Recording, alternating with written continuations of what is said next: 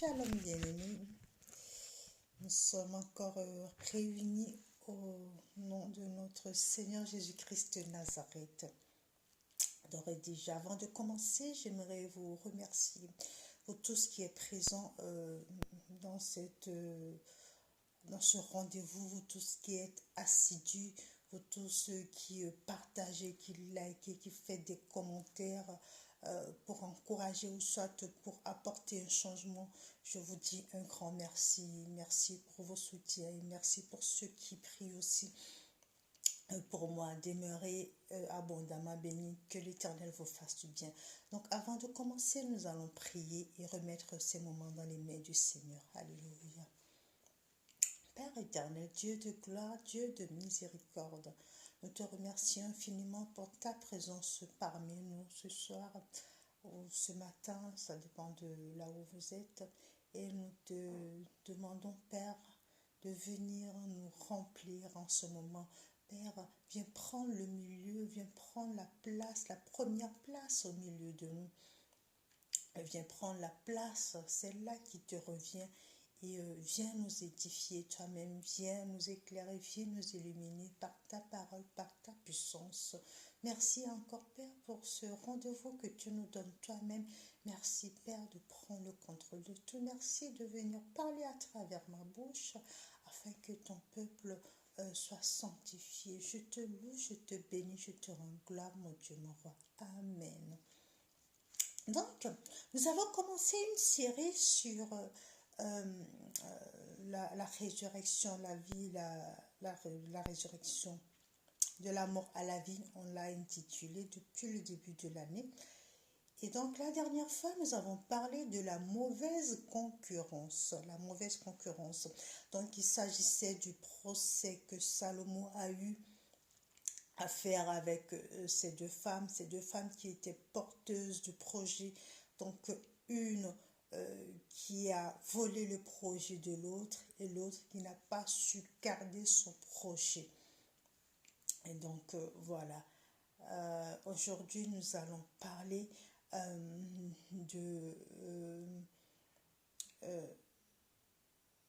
notre test va se porter sur Matthieu 10. Matthieu 10, nous allons commencer par le verset 13, le verset 33, après le verset 34, après le verset 35. Mais nous allons parler, nous allons voir de comment nous arrivons à renier notre Seigneur. Comment nous arrivons à renier notre Seigneur. C'est le sous-titre. Comment nous arrivons à renier notre Seigneur. Parce que si nous voyons dans ce test, Dieu nous parle, Jésus en l'occurrence nous parle de l'ancien, du nouveau, de tout ça. Nous allons le lire et puis nous allons mieux comprendre. Matthieu 10, verset 33. Mais quiconque me reniera devant les hommes, je le réunirai aussi devant mon Père qui est aux cieux. Matthieu 10, verset 33. Je relis. Mais quiconque me reniera devant les hommes, je le réunirai aussi devant mon Père qui est aux cieux. Au verset 34. Ne croyez pas que je suis venu apporter la paix sur la terre. Je ne suis pas venu apporter la paix, mais l'épée. C'est Jésus qui parle. Nous allons nous arrêter là un court instant. Donc, Jésus, au verset 33, nous parlait de celui qui le renie. Mais quiconque me reniera devant mon Père, quiconque me reniera devant les hommes, je le réunirai devant mon Père qui est dans les cieux. Qu'est-ce que Jésus veut dire par là? Nous allons voir au verset de Luc 22, verset 33, Pierre, Jésus qui dira à Pierre, je te le dis, le coq ne chantera pas trois fois, alors le coq ne chantera pas aujourd'hui avant que tu n'aies 3 fois renié me connaître. Le coq ne chantera pas aujourd'hui avant que tu n'aies 3 fois renié me connaître. Alléluia. Donc Jésus disait à Pierre, 3 fois tu m'aurais renié. Et là la Bible nous dit, au Matthieu 10, verset 33, quiconque me reniera devant les hommes, je le renierai devant mon Père. Donc cette notion de renier le Seigneur, cette notion de renier Jésus revient fréquemment dans la Bible. Et pourquoi comment est-ce que nous arrivons à renier Jésus? Et qu'est-ce que cette connotation a bibliquement, spirituellement? Nous allons avancer un petit peu dans la lecture, nous allons mieux comprendre. Matthieu 10, verset 34. Ne croyez pas que je suis venu apporter la paix sur la terre. Je ne suis pas venu apporter la paix, mais l'épée.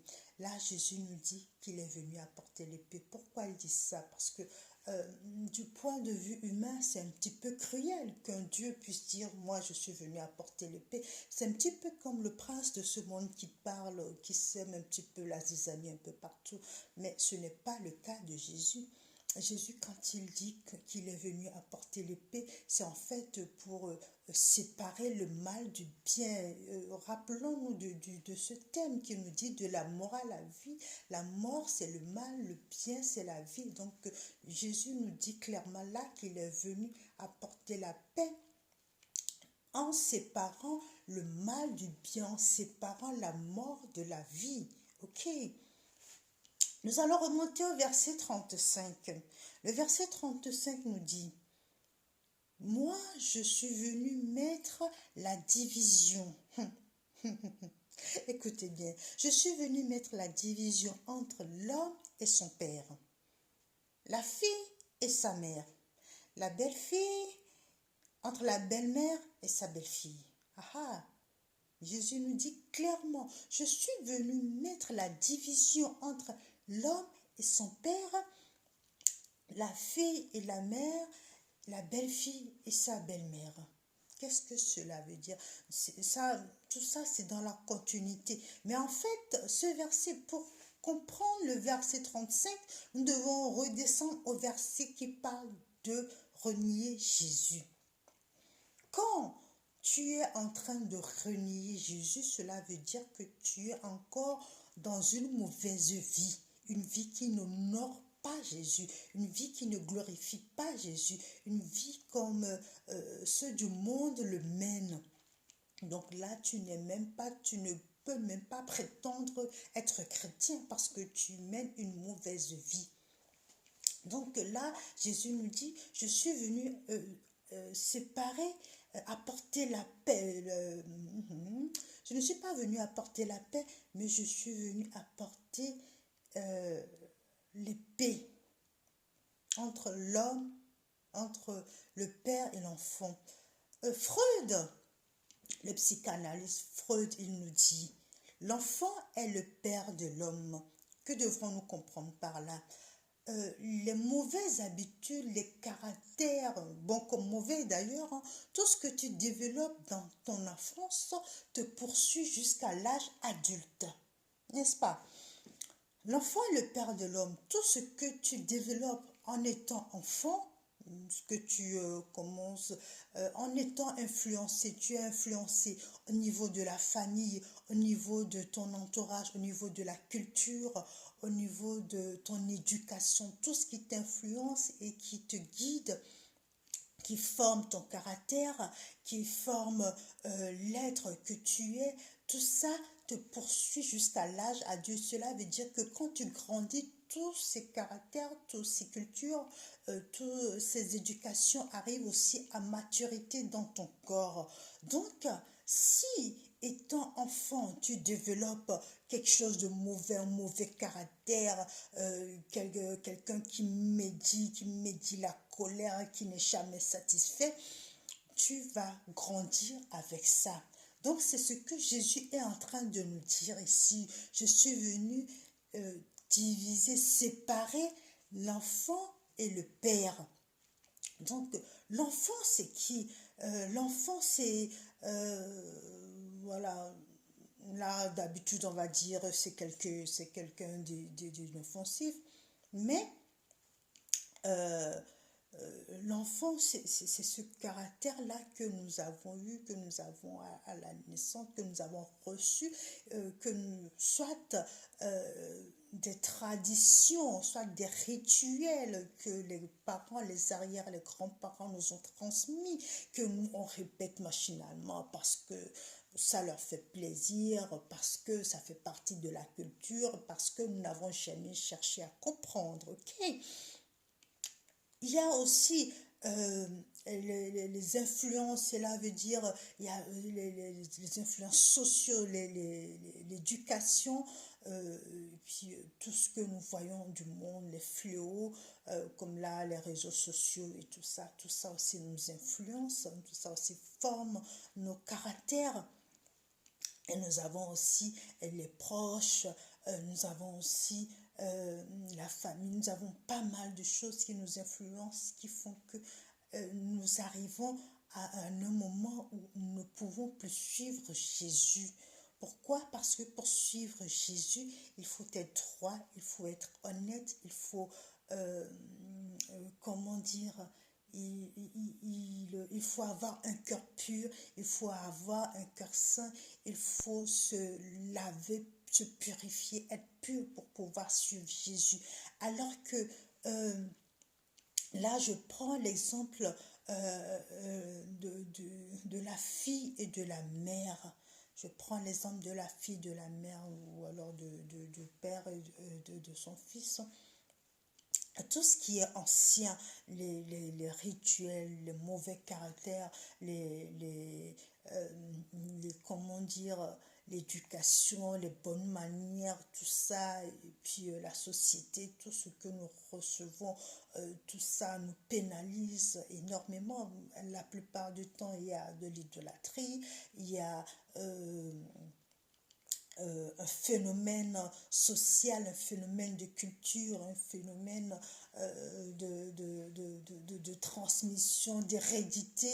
Et des fois, on est contraint d'accepter malgré nous. Et puis, on ne cherche pas trop à comprendre parce qu'on a hérité, on le garde. Sauf que ça nous pénalise, ça nous recule. Et c'est pour ça que Jésus nous dit au verset 34, je suis venu apporter l'épée. Cette épée, l'épée c'est pour séparer l'ancien du nouveau. C'est pour séparer la mort de la vie. C'est pour séparer ton ancienne vie de la nouvelle vie. Alléluia. Matthieu 16, verset 24, on dit, si quelqu'un veut me suivre, qu'il renonce à lui-même et qu'il se charge de sa croix. Si quelqu'un veut me suivre, qu'il renonce à lui-même, qu'il se charge de sa croix. Donc si tu veux te charger de ta croix, il faut que tu renonces à ton ancienne vie. Il faut que tu renonces à tout ce que tu faisais avant. Il faut que tu renonces au caractère qui s'est formé en toi quand tu étais petit jusqu'à ce que tu as grandi. Là, il faut que tu te reconnaisses nouvelle créature. Il faut que tu comprennes que tu es né de nouveau, que tu n'as plus à faire ces mauvaises, que tu n'as plus rien à voir avec ces mauvais caractères, que tu n'as plus à répéter ces mauvaises rituels, que tu n'as plus à t'adonner à l'idolâtrie, à faire des choses de la tradition que tu ne comprenais pas. Là, il est peut-être temps que tu prennes conscience que tout ça, ça te pénalise. Alléluia. Et avant de pouvoir prendre l'épée que Jésus te donne pour pouvoir couper, il faut que tu prennes conscience qu'il y a quelque chose qui ne va pas. Je vais juste ouvrir une parenthèse. La Bible nous dit au verset 35, je suis venu mettre la division entre la belle-mère et la belle-fille. La plupart prennent ce verset textuel et puis l'appliquent textuellement. Même la Bible le dit, voilà, entre la belle-mère et la belle-fille, il n'y a pas d'entente. Mesdames, je m'adresse à vous. Vous les dames, vous mes tantes, vous mes cousines qui sont mariées, qui me regardent, je m'adresse à vous. je vous en supplie, quand vous êtes au foyer, quand vous avez un mari, il ne s'agit pas de l'accaparer, de le priver de sa mère. Laissez-moi juste vous expliquer ce verset à l'état, pas spirituel, mais à l'état naturel, on va dire. Quand une mère porte un enfant 9 mois dans le ventre, ok, quand l'enfant sort, c'est une douleur pour l'enfant, pour la mère. Je ne vous apprends rien, vous qui avez eu des enfants. Quand l'enfant sort après, au bout de 9 mois, c'est douloureux pour la mère parce qu'il y a eu un lien, il y a eu un cordon, il y a eu ce lien étroit, il y a eu cette...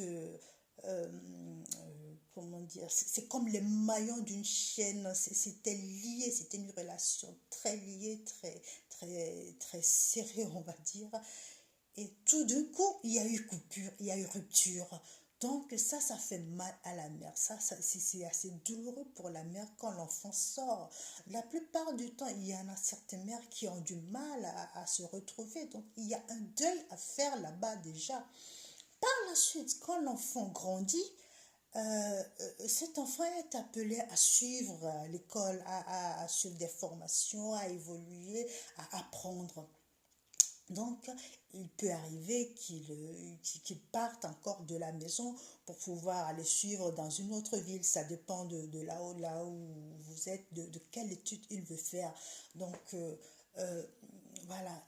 Ça peut aussi l'amener à encore se séparer de sa mère pour se déplacer soit dans un autre pays, soit dans une autre ville pour suivre la formation. Deuxième rupture.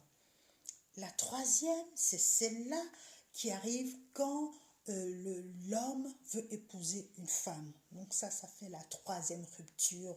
Donc la mère de nouveau voit son fils partir vers une autre horizon, vers une autre femme. C'est un petit peu comme cette femme qui vient voler son enfant. Après autant de souffrance, elle se dit, ouf, enfin, moi, mon fils a grandi, mon fils a fini sa formation, maintenant je vais le garder pour moi. Et c'est là que la femme arrive et dit, oh, oh, oh, oh, cet homme, il est à moi, ok? Donc, ça fait une troisième souffrance. Alors, je vous en supplie, mesdames, quand vous prenez un homme comme ça, de temps en temps, permettez qu'il puisse appeler sa mère. Permettez de temps en temps qu'il y ait cette relation entre sa mère et lui. Je ne dis pas qu'il faut tout le temps qu'il soit chez sa mère, monsieur, s'il vous plaît. Comprenez-nous aussi. Il ne s'agit pas d'être tout le temps dans les jupons de maman, sachant que ta femme t'attend à la maison. Mais il s'agit aussi de comprendre, je parle à la femme, il s'agit que tu comprennes que ce n'est pas la peine de couper, de fermer les ponts à la maman. Laisse cet homme aussi voir sa mère de temps en temps ou l'appeler, ou alors si cette femme, il s'avère que cette femme est au pays et qu'elle a aussi des difficultés financières, pourquoi toi tu ne peux pas l'aider? C'est aussi une possibilité. Donc je ferme la parenthèse. Merci beaucoup mesdames, on est ensemble. Donc la Bible nous dit, je ne suis pas venue je suis venue semer la division entre l'homme et la femme, la belle-fille, la belle-mère. Ça, je veux bien que vous le compreniez, ce verset. C'est très important parce que une fois que vous avez compris ça, vous aurez compris comment Pierre, il a pu renier Jésus. Pierre, 3 fois, il a dit, je ne le connais pas, je ne le connais pas, je ne le connais pas. Pourquoi? Parce que son attitude ne montrait pas quelqu'un de chrétien. Il n'était pas crédible. Alléluia, il n'était pas crédible. Les autres l'ont vu. Pourquoi les autres ont vu qu'il était avec Christ? Parce que les signes extérieurs, il présentait les signes extérieurs d'un chrétien, ok, comme bon nombre de nous, une grande croix au milieu de la poitrine, pendue au cou. Et puis voilà, on se balade, des fois même il y a la Bible, et puis voilà, on parle de Jésus. Mais au fond, en réalité, est-ce que ce Jésus duquel tu parles, est-ce que tu le connais vraiment? Est-ce que tu pourras le suivre jusqu'au bout? Est-ce que tu pourras le suivre à la croix? Parce que Pierre, il montrait les signes extérieurs d'un chrétien. Ils l'ont vu, il était avec Jésus. Ils ont tout de suite compris que celui-là, il était avec Jésus. Mais son cœur n'était pas attaché à Jésus. Son cœur n'était pas lié à Jésus. Parce que dans son cœur, il y avait encore des choses qui n'appartenaient pas à Jésus. Il y avait des choses mauvaises, des choses qui appartenaient au monde, des choses qu'il a développées et qui n'a pas su abandonner, qui n'a pas su le libérer, qui n'a pas su laisser tomber. Il a ramené ça dans sa vie chrétienne. Et c'est pour ça que quand ils lui ont demandé, mais toi, tu étais avec lui? Non, je ne le connais pas. Si, toi, tu étais avec lui? Non, je ne le connais pas. 3 fois. Et Jésus lui avait dit, quand ils ont arrêté, Jésus lui a dit, toi, tu m'aurais renié 3 fois. Et donc, je vous en supplie, pour suivre Jésus, c'est un travail de longue haleine. On ne se lève pas aujourd'hui pour dire je suis chrétien, voilà, ça y est, je suis né de nouveau, je prêche l'évangile, et puis voilà, j'exhorte les frères et les sœurs, et j'y vais. Tu te travailles d'abord toi-même. Tu prends l'épée. Jésus est venu apporter l'épée, mais ce n'est pas lui qui a l'épée. L'épée nous donne, c'est nous qui avons la force. L'épée, c'est quoi? C'est cette force, c'est cette capacité de renoncer à son ancienne vie. C'est cette capacité de dire non à la colère, non à la médisance, non à la calomnie, non à la peur, non aux choses mauvaises qui sont dans nos cœurs, qui font que nous n'arrivons pas à avancer, que nous reculons à chaque fois. Cette épée, c'est aussi de dire non aux pratiques que nous faisions machinalement, que nous ne comprenions pas, les choses que nous avons reçues de nos parents, de nos grands-parents, que eux-mêmes n'ont pas pu comprendre. Maintenant, l'épée, c'est ça, c'est de couper à ça, mais c'est aussi nous réveiller à la conscience, nous réveiller notre conscience pour dire, ah stop, là il y a alerte, là il y a alerte, il faut que tu te réveilles, il faut que tu coupes pour pouvoir avancer. Et c'est ce qu'on avait vu avec Lazare, quand Jésus a dit déliez-le, laissez-le aller. Voilà, il y a bon nombre qui sont au bord du rivage maintenant, qui ont été déliés et que Jésus leur a dit laissez-les aller. Mais eux-mêmes, ils ne se sont même pas, ils ne se rendent pas compte qu'ils sont déliés, qu'ils devraient avancer.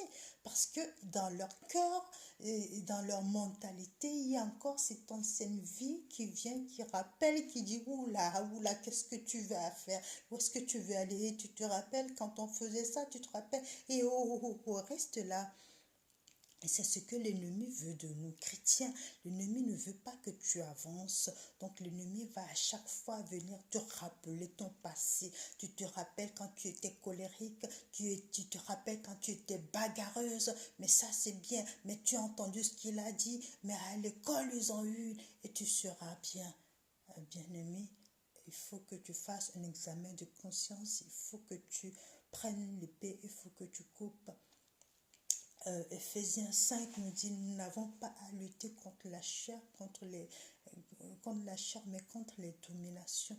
Donc, quand toi tu ouvres la brèche en gardant tes mauvais comportements, en gardant tes anciennes pratiques, en gardant tout ce que tu as reçu du monde, l'ennemi il s'insère, il s'infiltre et là il te détruit. Il te détruit quoi? En te culpabilisant, en te rappelant tout le temps ton passé et surtout en t'amenant à avoir la peur.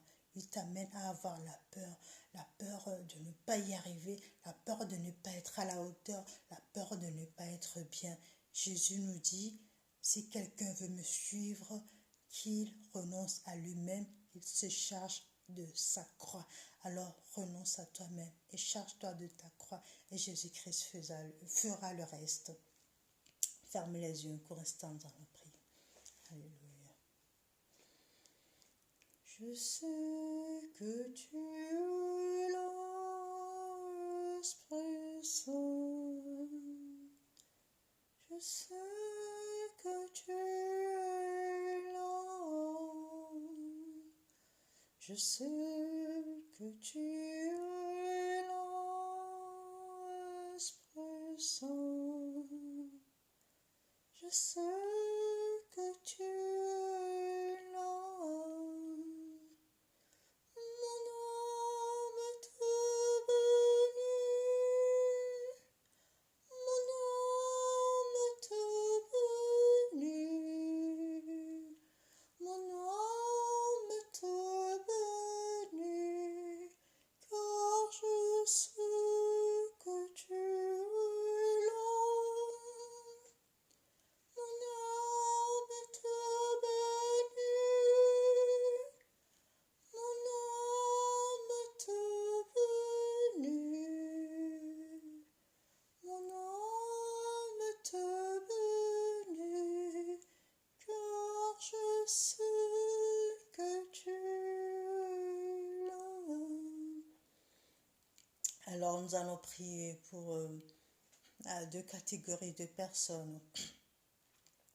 Ces personnes qui ont entendu la parole et qui se disent oui, moi j'ai encore ce problème, j'ai encore mon passé qui revient, j'ai encore des choses en moi que j'arrive pas à enlever.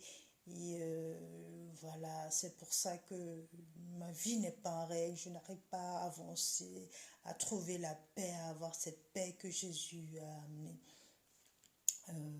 Nous allons prier pour ces catégories de personnes. Alléluia. Père éternel, Dieu de gloire, Dieu de miséricorde, nous te remercions infiniment pour ta parole qui ne sort jamais, qui ne revient jamais à toi sans faire de fait. Merci infiniment, Père, parce que tu nous as encore édifiés, tu nous as encore éclairés sur quelque chose. Nous devons être éveillés sur nos anciennes vies qui reviennent à chaque fois au galop. Et nous devons être fermes, nous devons couper ça afin d'être libres, afin d'être attachés à ta parole, afin de te rejoindre dans la lumière. Père éternel, nous te prions, viens nous aider. Toutes ces personnes qui se sentent concernées par ces problèmes, qui n'arrivent pas à avancer parce que le passé est là, et il y en a qui ne trouvent même pas la force de renoncer parce qu'il y en a de trop et ça les alourdit. Oh Père, je te prie de souffler un vent nouveau sur eux en ce moment. Je te prie de prendre toi-même l'épée, de leur donner l'épée, de briser tout ça, de couper tous ces liens, Père, afin qu'ils puissent se relever d'un bon pied, afin qu'ils puissent avancer dans la lumière, avancer du côté où il y a la vie, où il y a ta vie. Et il n'y a que toi qui donnes cette vie en abondance. Je te loue, je te bénis, je te magnifie, mon Dieu, mon roi. Amen. Nous allons prier aussi pour la deuxième catégorie de personnes qui se disent oui, c'est la première fois que moi je suis là, c'est la première fois que j'entends tout ça. Et c'est vrai que j'aimerais donner ma vie au Seigneur et j'aimerais qu'il m'aide à renoncer à mon ancienne vie, j'aimerais qu'il m'aide à renoncer à tout ce que j'avais comme dépendance. Alléluia. Père éternel, Dieu de gloire, Dieu de miséricorde, regarde le cœur de tes enfants qui sont prêts à te suivre. Père, cette démarche, c'est une démarche assez cruciale pour leur vie. C'est pour ça, Père, je te prie de tourner ton regard de miséricorde envers eux. Je te prie, Père, en ce moment, de toucher particulièrement chacun de ces personnes, qu'ils puissent avoir cette force de changer leur vie, de couper avec leur ancienne vie, de te suivre. Père, ouvre leurs yeux et montre-leur que la vie en abondance, c'est toi qui donnes, que la vie L'éternité, c'est toi qui donnes. La paix, c'est toi qui donnes. La joie, c'est toi qui donnes. Alléluia, afin qu'ils puissent prendre conscience et renoncer à cette vie et te suivre. Je te loue, je te bénis, je te magnifie, mon Dieu. Oh, Rafaya Masinga no Shamuna Trarina Nemeyatinga. Vimo Suno Trarira Meshika Songoram. Bien-aimé, demeure béni et n'oublie pas, tu as un Dieu qui t'aime. Jehovah Zabaoth, garde le sourire, il a déjà combattu pour toi. Amen.